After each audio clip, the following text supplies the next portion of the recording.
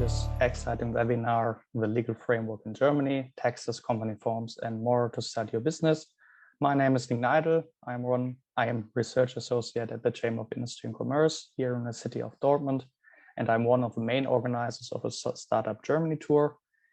The Startup Germany tour is basically organized to give international startups from abroad the opportunity to get deep insights into the market and into North Rhine-Westphalia and Germany as itself, and to just get in touch with our local companies here in North Rhine-Westphalia. Without our partners, this whole event and this whole program won't be possible. So big thanks to our colleagues from the Ministry of Economic Affairs, Industry, Climate Action and Energy of the state of North Rhine-Westphalia, and to our colleagues from NRW Global Business and NRW Bank. Today, it is our 8th webinar of our exploring phase, and we are happy to have two excellent speakers of today's webinar here. So please let me introduce you to Mr. Thorsten Lindner, CEO of Arantia Legal and Tax, and Mrs. Stephanie Uhlenbrock, lawyer at Arantia Legal and Tax. Please, the screen is yours. Thank you for the introduction. I have the pleasure starting this webinar with an overview over the company forms and their liability risks. Let me check it. I think you see the screen right now and the presented. One information, we see the presentation mode, but not yet the full presentation. Right. You see that I changed the letter at the moment, right? Yes, but not the mode. So maybe you need to change the screen. Yeah, perfect. Now it works. Perfect. Thank you for that. Thank you. Okay, so let's start with the overview. I have the pleasure of starting this webinar with the overview of the legal company forms and the possibilities. And also we talk about the liability risks later on. As you see, nearly all legal forms in Germany can be assigned to the sole proprietorships that you see on the left-hand side, the partnerships in the middle, and the corporations. To the sole proprietorships, the registered merchants, the small traders, and the freelancers belongs to. In the middle, you see the partnerships. If you are starting a business with a reliable partner, this group is to be considered to foundate. With this group, the partnership under civil code, the GbR as we call it in Germany, the general partnership, the OHG, the partnership, the partner company, the Partnerschaftsgesellschaft, and the limited partnership, the KG belongs to. On the right-hand side, you see the corporations. To this group, the limited liability, the company, the GmbH belongs to it. That is an often chosen form for startups and is very common. We talk about that later on. The entrepreneur company, the UG, which is called the mini GmbH in Germany because it is smaller and has got less red label afford. We talk about it later on also. This is just an overview. And the joint stock company, the AG belongs to. The corporations offers limitations of the liability, but has got also the requirement to raise a minimum share. So when you see the overview, let's talk about the differences between these company forms that I showed up. I showed you on the left and the middle the sole proprietorships and the partnerships. You have to keep in mind that in this group and in this company forms, you're fully liable with all your debts that your company makes, also with your personal assets. Because there's no contribution, you also are liable with your personal assets.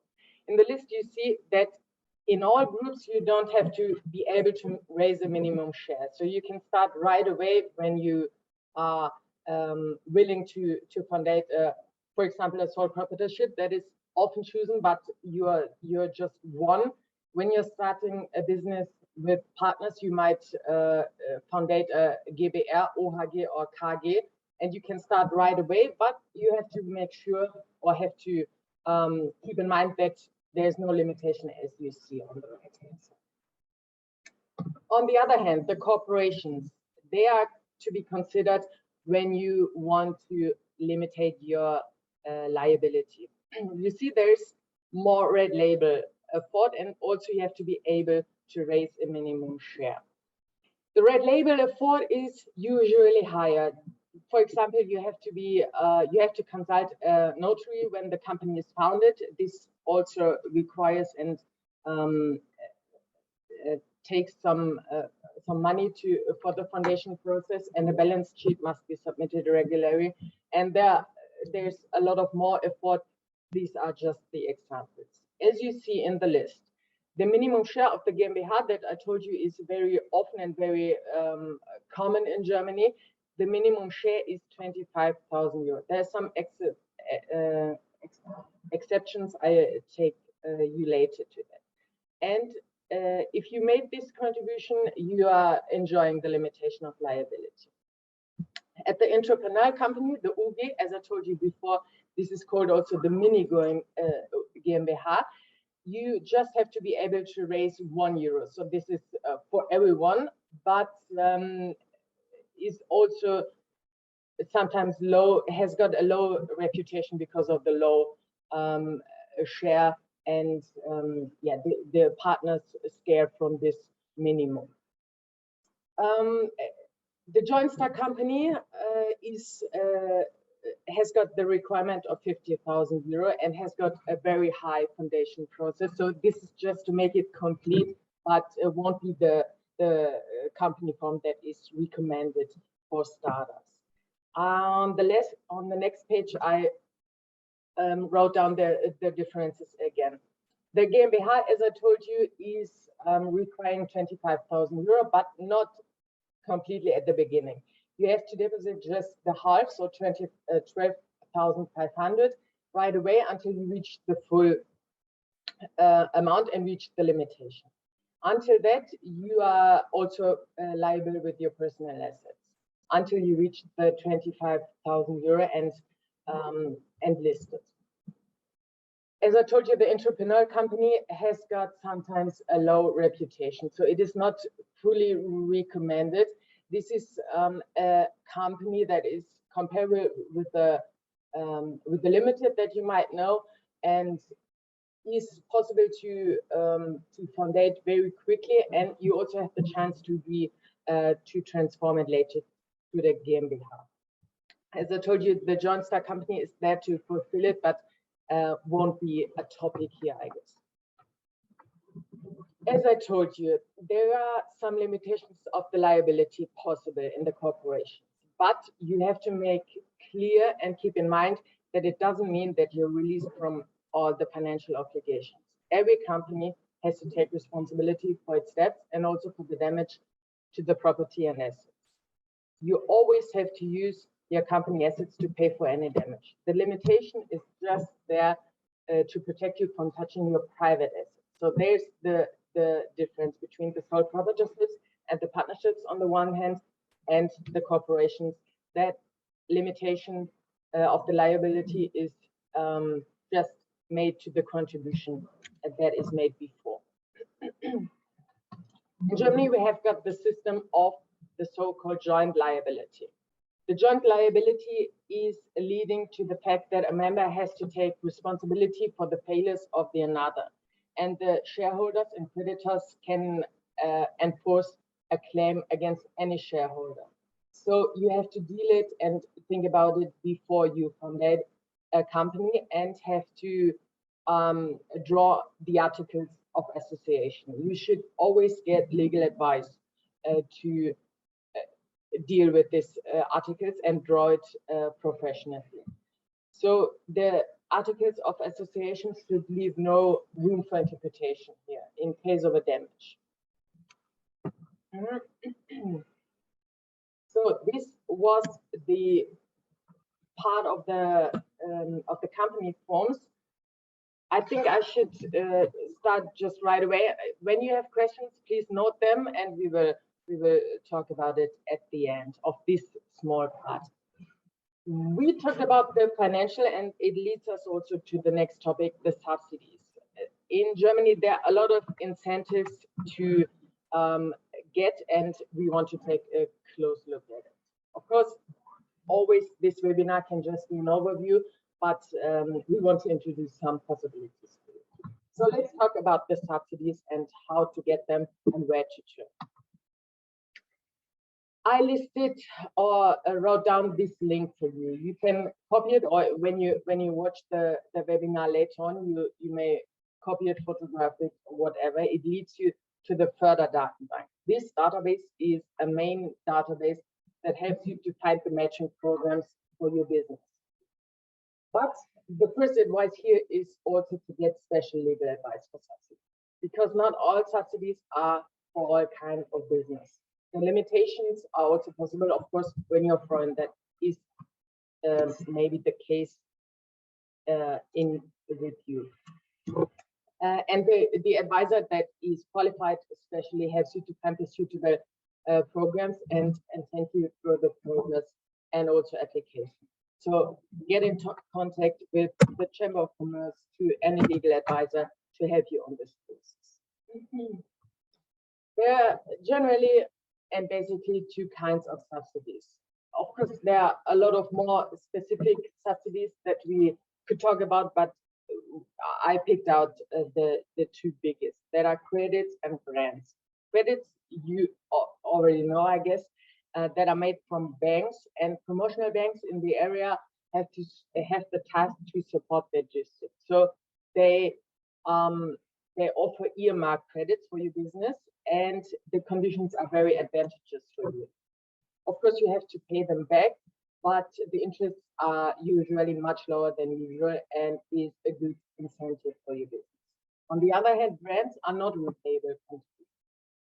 They are directly granted at the banks, or the banks are just the liquidators. If you ask who is providing these subsidies and where to turn to, of course, the advisor helps you on the application process, but the providers may be also the European Union, the Federation of Germany, a federal state, or specific state subsidies institutions. When you ask, am I able to get the subsidies for my business? I have to tell you, or can tell you, that basically all subsidies are for all industries that fulfill special requirements. We can't check all the requirements right now because they are, of course, much specific, but the advisor also helps you on checking the requirements and check the limitations, because the limitations can be there according to the purpose of your business or the nationality, of course, and even stated rules affect the subsidies. When you decide and find your matching program, it is necessary to applicate for the subsidy. The advisor also helps you on the progress of the right application, and generally it is that you applicate the subsidies at a bank with presenting your business. Of course, this presentation should be also well prepared and maybe made with a business consultant to get the bank on your side.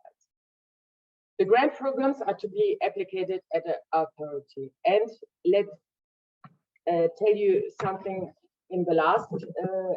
It is important to always applicate before the business has started and before the contract or something has started, because running contracts won't be subsidies, and you always have to applicate before you go to the authority of the bank. As you see on the end, I listed the link again, so in case you didn't get it before, you may check it to just get an overview and check the matching programs.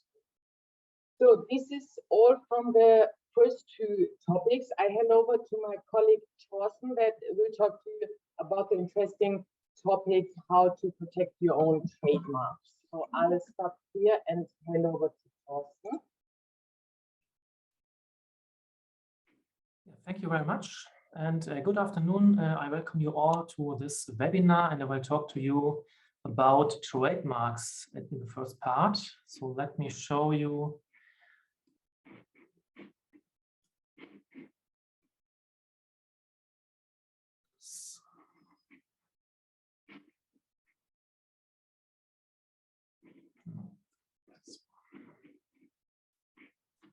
So I hope you see the right screen.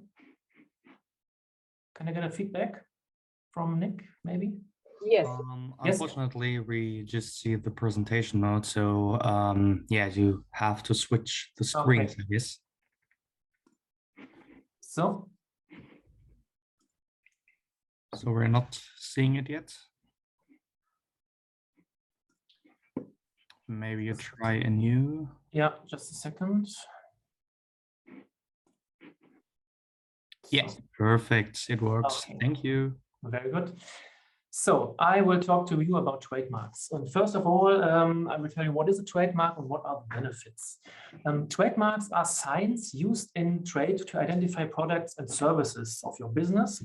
You can differentiate your own products and services from the one of the competitors. You can create awareness, advertising opportunities, and exclusivity. A trademark can develop its own value if you care about it a lot.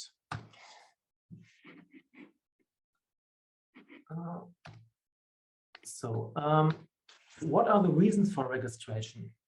First of all, the exclusivity. So if you register your trademark, no one else can use your trademark unpunished. When the trademark has been registered, you can start an opposition procedure in case of application for a similar or identical trademark by competitors. You can start an admonition, so request an opponent to eliminate trademark infringements.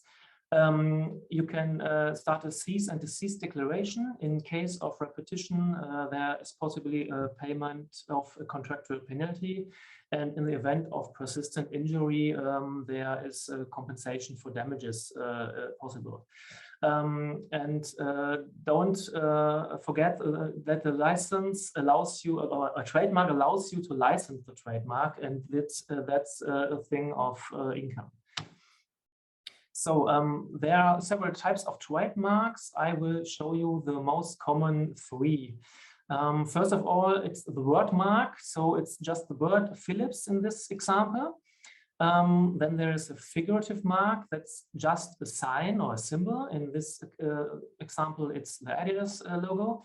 And there is the third one. It's a figurative mark containing word elements that protects only this specific combination. In this example, you have the wording Gore-Tex and the symbol with a square and a line. And the figurative mark containing word elements will protect just this connection, this combination between these two things.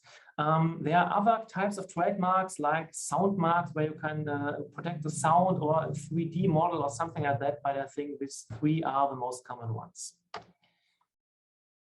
Let's talk about the registration process.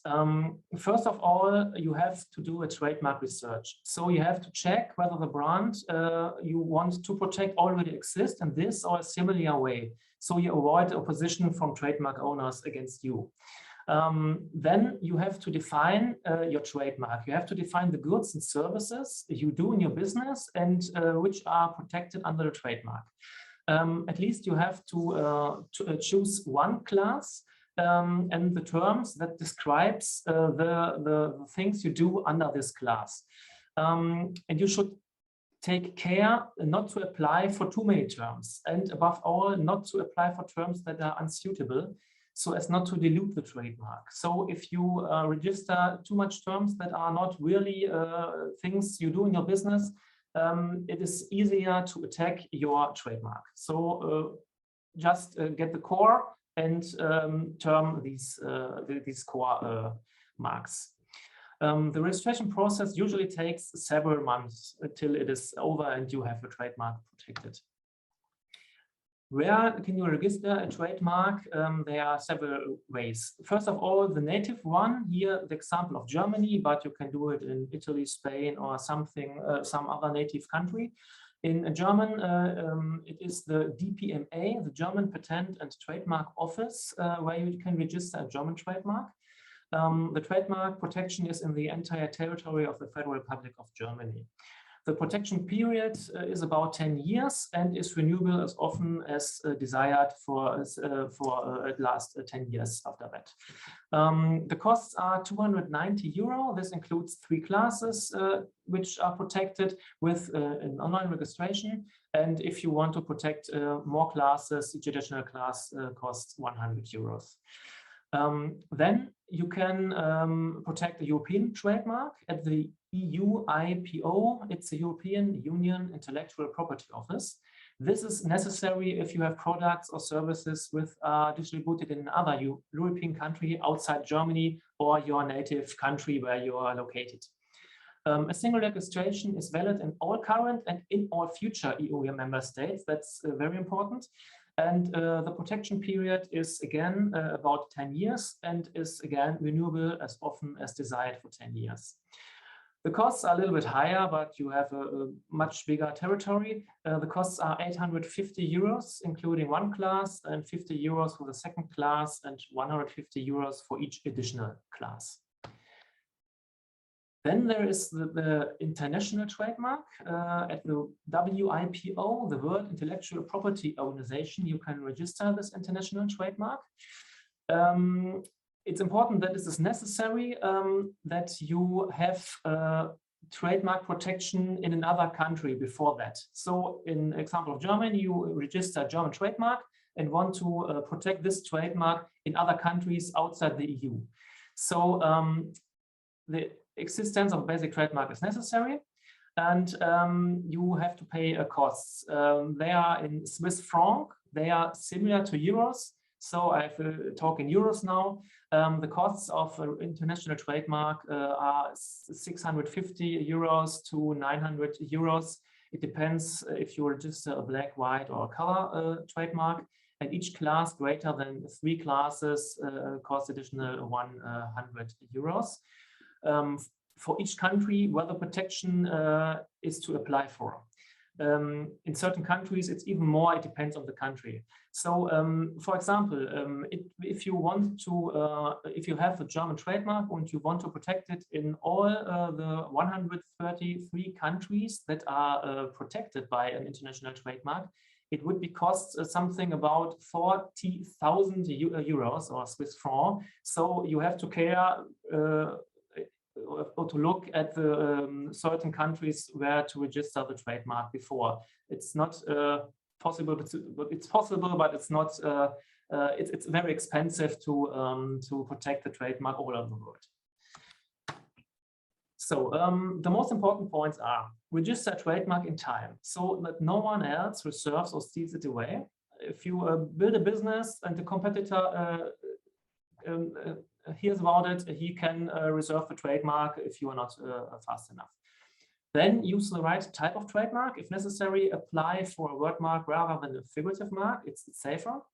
Do not skimp on the search for already existing identical or similar trademarks in Germany and abroad or in your native country, because it is very important that there is nobody else who has a similar trademark. It can be very expensive.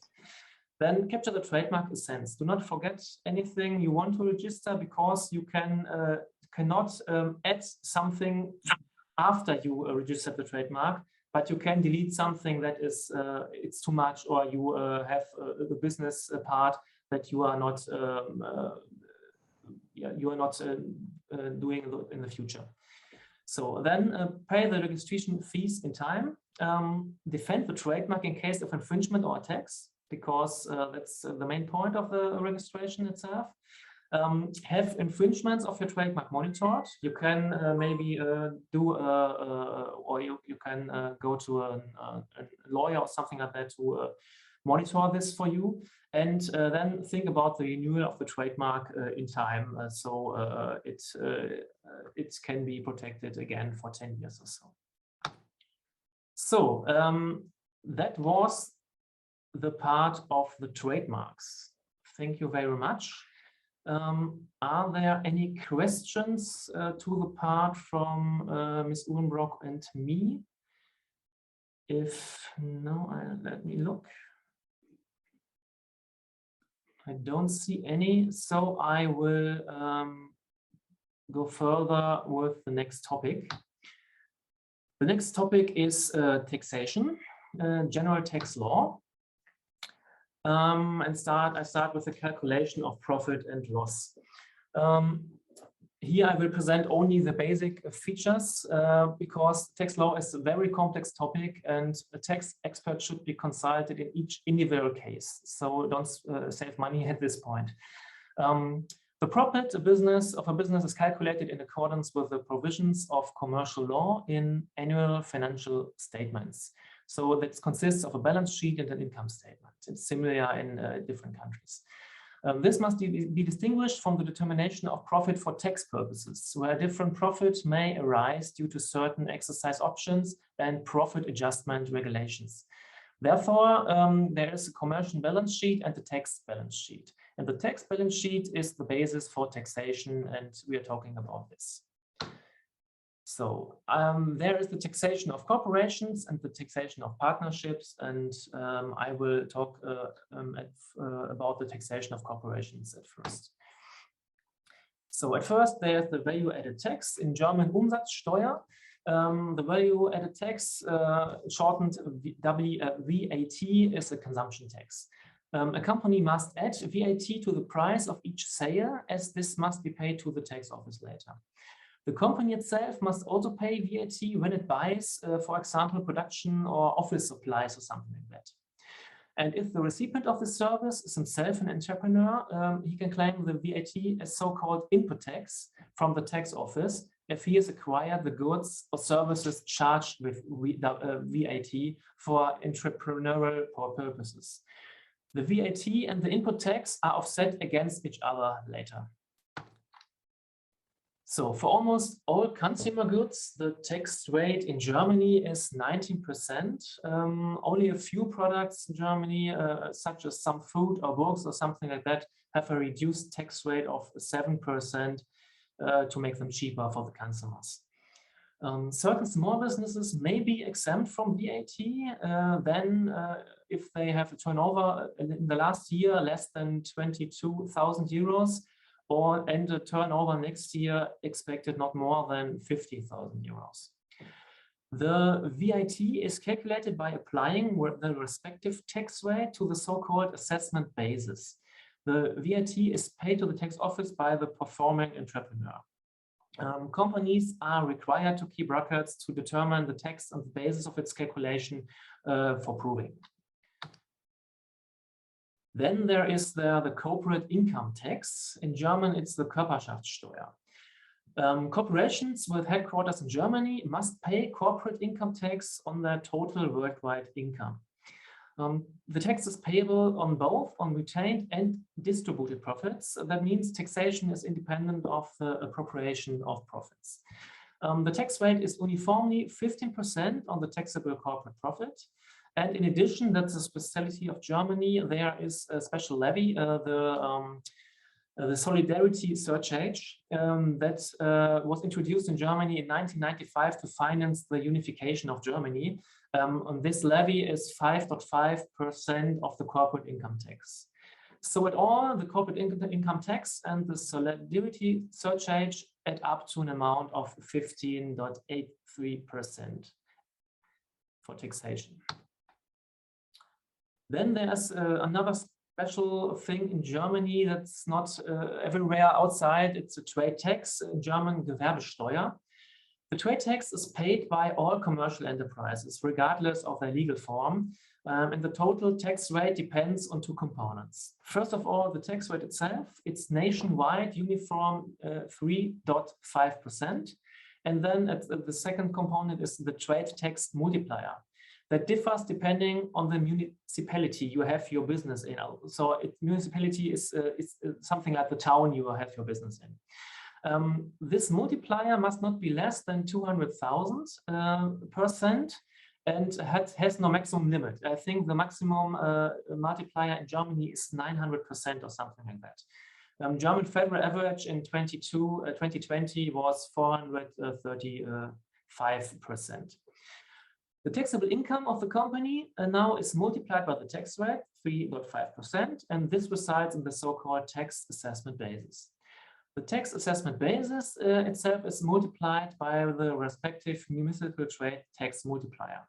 And this results in the amount of trade tax due. If this sounds very complex, I think it is so. I will now show you an example. In example A, you have business A in municipality B, and you have a taxable income of 100,000 euros. The uniform tax rate is, as usual, 3.5%, and the municipal assessment rate in municipality B is 400%. So what you have to do is multiply the 100,000 income with the 3.5% tax rate, and you have an assessment basis of 3,500 euros. This 3,500 euros now is multiplied by the municipal multiplier. In this case, 400%, that's a factor of 4. This results in a trade tax burden of 14,000 euros. So it is a tax rate of 14%. In example B, it's everything the same, but the municipality we are in is now municipality B, a neighbor municipality. And this has multiplier of 370 instead of 400%.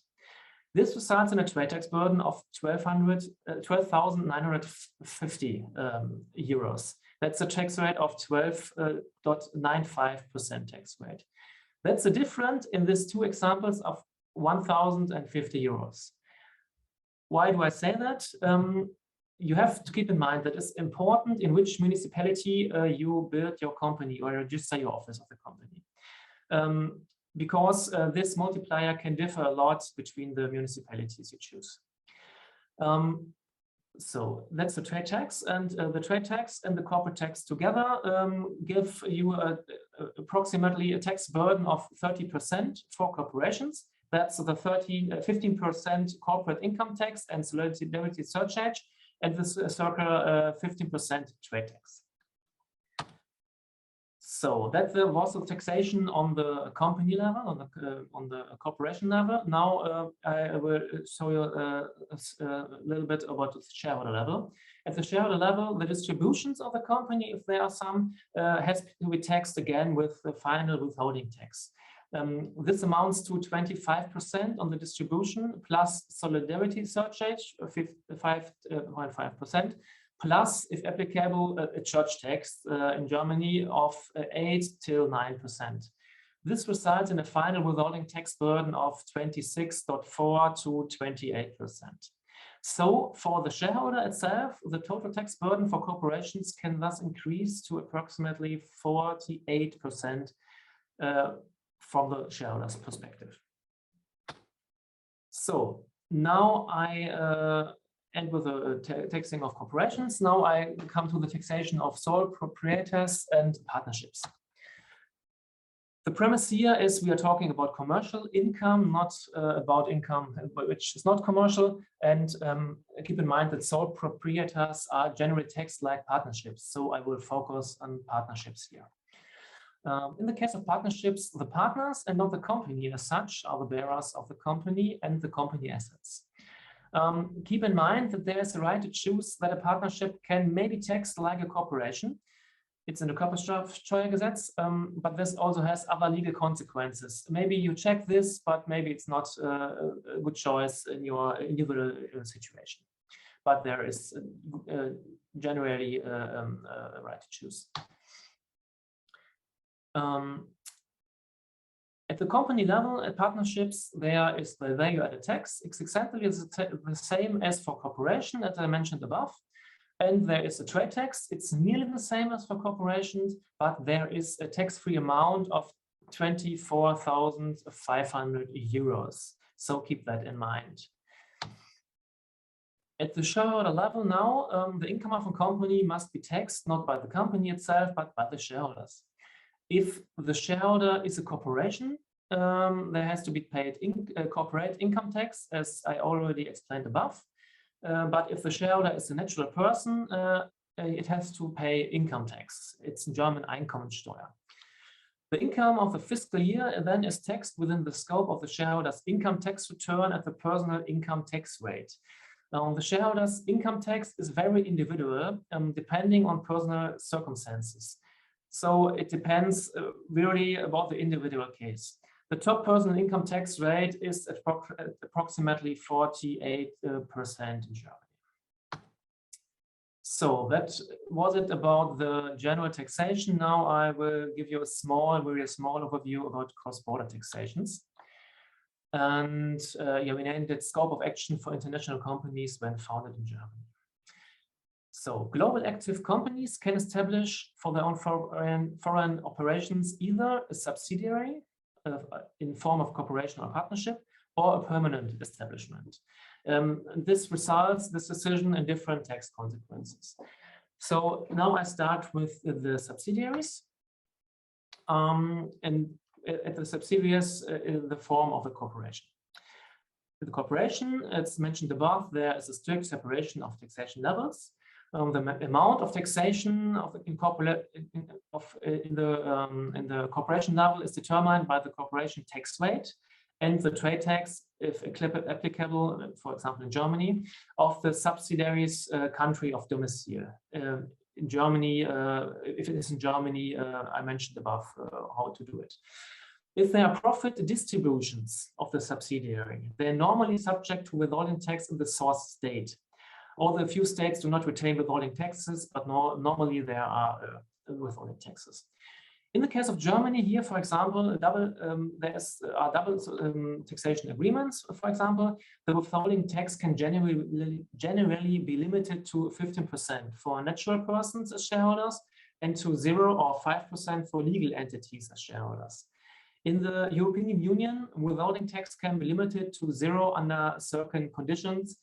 For example, the mother company has to have a minimum investment of 10% of the company and a minimum holding period of 12 months or more. That's just examples. You have to approve it, that you have to look at it in individual cases. The profit distributions then must normally also be taxed in the state of the parent company. Double taxation agreements help to avoid a double taxation in these cases. In Germany, as example here, there's a partial income procedure. It's called Teileinkünfteverfahren. So sole proprietors and partnerships as shareholders only have to tax 60% of the dividend or the distribution. Corporations as shareholders then have, with a shareholder ratio of at least 10%, as mentioned above, then maybe only 5% of the dividend have to be taxed. With a partial income procedure, a foreign withholding tax can be credited against the German tax burden of the shareholder. So, as I said before, this is to avoid double taxations. You have to look in which countries are concerned in your special individual case, and if there is a double taxation agreement. So that was the corporation. Now I'll tell you one sentence about partnerships. Here it is essentially the same as for permanent establishments, which I will mention at the next next picture. Usually one-time taxation of profits in the state of domicile of the partnership is usually there. So permanent establishment. What is a permanent establishment? The definition is a fixed place of business through which the business of an enterprise is wholly or partly carried on. So it's not a subsidiary, but it's a permanent establishment. In the case of double taxation agreements, the profits of the permanent establishment are generally taxed in the country in which it is located. The amount of taxation depends on the legal form of the parent company abroad. So in the case of sole proprietorships and partnerships, the profits of the permanent establishment are subject to the income tax rate at the permanent establishment's registered office. In the case of corporations, the profits of the permanent establishment are subject to the corporate income tax at the permanent establishment registered office. Normally, there is only a one-time taxation of permanent establishment profits at the registered office. If the profits are extracted from the permanent establishment by the parent company or the head office, there is no further taxation in the state of this parent company or head office. Keep in mind, there can be no general recommendation which solution is the most favorable from a tax point of view for you. The decision depends on too many different factors. It depends on the individual case, really. Carefully planning has to be done at the beginning, and please consult a tax expert for your business. Thank you very much. That is all about the tax part. So, Stephanie, are there any questions? If not, we are going on to your part about labor law. Thank you. There are no questions as I see, so you're strongly invited to ask us every question that you think about. Maybe we can answer it right now, or maybe later when you contact the Chamber of Commerce or us. I would like to start with the labor laws.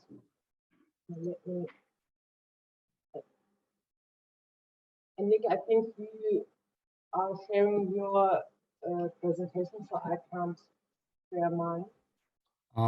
That is not my presentation. Maybe it's still from Mr. Lindner. So if you could stop sharing, yeah, perfect. So now it's your turn.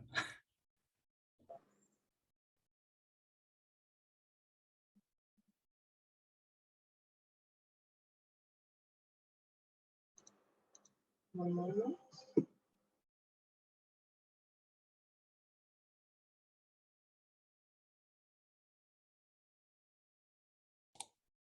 Yes, perfect. Thank you. Okay. Then we talk about the last topic. We talk about a time that you are able to employ your first employee. We talk about the general working conditions, the contracts, and also the set part or the dismissal. So let's start right away. Because Germany is a member of the European Union, we have to take care of the European law. And the European law allows to stipulate the applicable national law. This means that German national law supersedes the chosen law in relevant issues, also to protect the employee and the employee's interest. But basically, German law is applied to the employment relationship, even if the employer is abroad. It might be the case with you, if it is more favorable for the employee to protect the employee. The very basic rules I want to talk about. Germany has got a lot of and a high variety of labor laws and is strongly influenced by the social security system and the income tax system that Thorsten Seidig talked about. I just named a few that you have to heard about. It is, first of all, the civil code. It includes the definitions of employment and the relationship itself and the main duties. So you should heard of it and take a look at it, maybe with a legal advisor. Of course, you have to heard of also of the Works Constitution Act. It handles the cooperation between employers and workers' council. And the Act of Collective Bargaining Agreements handles, as the name says, about the collective bargaining agreements between the unions and the employers' associations. That are, as I told you, just a few and the very basic rules that you just heard of once. Probably. We also have to take care about the European statutes because the law is strongly influenced by the European Union legislation and also the case law. That means that also in Germany, the European Union directives must be implemented into national law, and also the European Union court decisions have legally binding powers. So we have to take care and also have to watch the changes in the European Union and also the case law. Whether or not a statute is applicate, it depends on the number of employers. So I listed also some examples for you to make it clear. It is the case that if you employ later on, or maybe now, let's talk about it in the questions. If you have more than one employee, you have to make sure in Germany that medical attendance and safety-related supervision is ensured and guaranteed. If you have more than 5 employees, you have to make sure that the workers get a possibility of a workers' council with at least 1 member. There can be more, but you have to make sure that this possibility is there for the workers. If you have more than 10, the Protection Against Unfair Dismissal Act applies. We talk about this act later on, and also the dismissal. If you have even more than 20, you have the duty also to employ at least 1 severely disabled person to protect this group. So let's talk also about the working conditions in Germany. I picked out one topic that I think is important for you, the working times that are regulated in Germany. The statutes to protect the employees again and secures their health by regulating the working time. And also there are special securities concerns, pregnant women or young employees or disabled person again. We talk about it later maybe on, or you heard of the basic rule. In generally, the legal working time is 8 hours per day in Germany. You have also the right to get some flexibility and order less or more hours, but you have to make sure that 11 hours of uninterrupted rest after daily work is guaranteed. And if you work in a 6-day week, you have to make sure there are some expectations, but generally you have to make sure that when you enjoy the flexibility, the work is not more than 48 hours. And according to our social system and also our social state, you have to make sure that, or you have to keep in mind also that you have to guarantee a paid leave. This means that our law provides that employees have granted minimum holidays of 20 days per calendar year if the worker works in a 5-day week. If you work in a 6-day week, it's 24. This is the minimum, and you have to pay the holidays as a normal salary quote. And also, if your employee gets sick one day, you have to pay them for sick leave for 6 weeks until the health insurance in Germany pays for the loss of earnings after these 6 weeks. And you have to make sure that every employee must be provided with a document containing the information of the essential elements of his or her employment contract. This is also to protect the employer and to get the full information for him or her. This also means the working times, the place of the work, and all the essential elements to give the worker the possibility to check it again at home and in a secure environment. And also you have to get or give the employer the basic rules to give the employer the chance to take the German rules. So when we talk about the end of the relationship of the work, there are the possibilities between the ordinary dismissals and extraordinary dismissals in Germany. We distinguish between these two kinds, and the ordinary dismissals, as the name say, handles about the normal end of the relationship, and it ends with the expiration of the period. There has to be a cause, but it ends when you're setting this period. An extraordinary dismissal is leading to the immediate cancellation of the contract.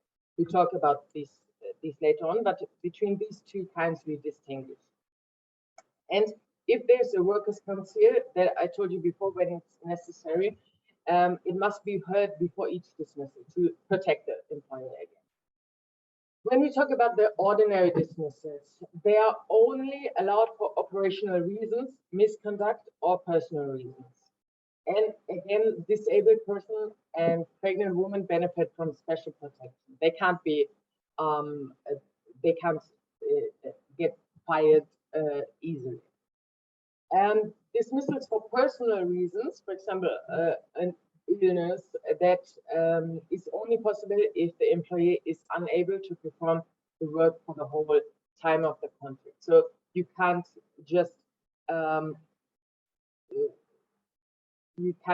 say he's leaving for 8 weeks, for example, and is not doing the work as I wished. This is not enough in German law. He has to be unable to perform for the whole time of the contract. Dismissals for misconduct, for example, requires usually at least one written warning beforehand. So it is also the employer that should be protected and also get the chance to change or his misbehavior to get a harmonic and constructive relationship again. So without these requirements, the dismissal won't be valid. When we take a look at the extraordinary dismissal, it requires also and especially a serious cause. It has to make the relationship unacceptable to continue. For example, it can be named a fraud. It also has to be very clear that this fraud has happened. Suspicious won't be enough in here, and the employer has always the chance to protect him or herself for the dismissal, and can call up for a court case to review the dismissal. This is a right that the employer has also to be informed for, and is there to protect. Of course, again, as I told you about the other topics, this is just an overview to make it not too complicated. We just wanted to show you the basic roots, the basic topics, so you get a short overview about the possibilities and also the duties in German law for this. So this was the end of the relationship that we talked about, and this is also the end of the presentation right now. So let's check whether there are some questions. I can't see it when I hold my presentation, so I stop it right now, and let's see whether there are some questions from you to discuss. We have some questions. So one question is in the Q&A section, which you see at the bottom of the Zoom meeting. So if you click on it, there you can see a question from Winnie. Oh yeah, I read it for everyone. Winnie asks, as a European Union citizen who is already registered in Germany, as I worked and lived in Germany, would it then be legal for me to employ at possible German sub-company of a Danish company if I primarily work for the Danish company but still need to work in Germany from time to time? As we are a limited company, can we do most of the work from Denmark? So let's check whether I understand the question correctly. Employ of a Danish company. Maybe you can get in contact with us later on, because I think it's also too specific for the webinar in general. But there are possibilities, but it also depends on your specific case. So let's check what kind of limited it is and what kind of relationship between the Danish and the German companies.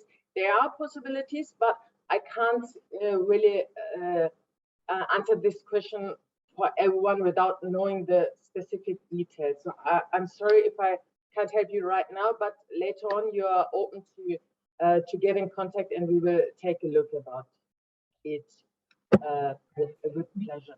Okay, I'm sorry. Are there more questions?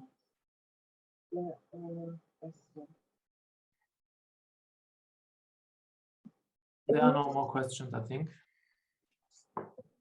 I see in the chat. I'm not sure whether you see it, Thorsten. Otherwise, I would read it? I see. I read it. I think it's for your part. I read it, and maybe you can answer it right now. Okay. I read it. Is it mandatory for newly registered companies to take a consultant or lawyer for dealing with tax issues? Is it mandatory, or is it just a free right? It's a free right. You can choose to, but I think you really should, because it's a very complex topic, and you can do so much mistakes. I think that it's no question for me. You should really ask a tax expert or lawyer. Yeah. Yes, of course. I think the question is about, because I think I heard that in Luxembourg it is mandatory to have a tax consultant by your side if you want to establish and set up a business in Luxembourg, for example. Okay. So maybe the question is in this issue. So yeah, but okay, I meant in Germany in this case. So yeah, okay. Yeah. Yeah. So I think if we do not have more questions, I think we may end this webinar quite over punctual. And yeah, so to all of you, thank you very much for joining. Thank you very much to you, Mr. Lindner and Mrs. Uhlenbrock, for your time and for your expertise here in this tax and legal framework. So yeah, to all of you, thank you for joining in, and have a nice day, and see you soon. And yeah, do not miss the upcoming events during the Startup Germany tour. So thank you very much. Have a nice day.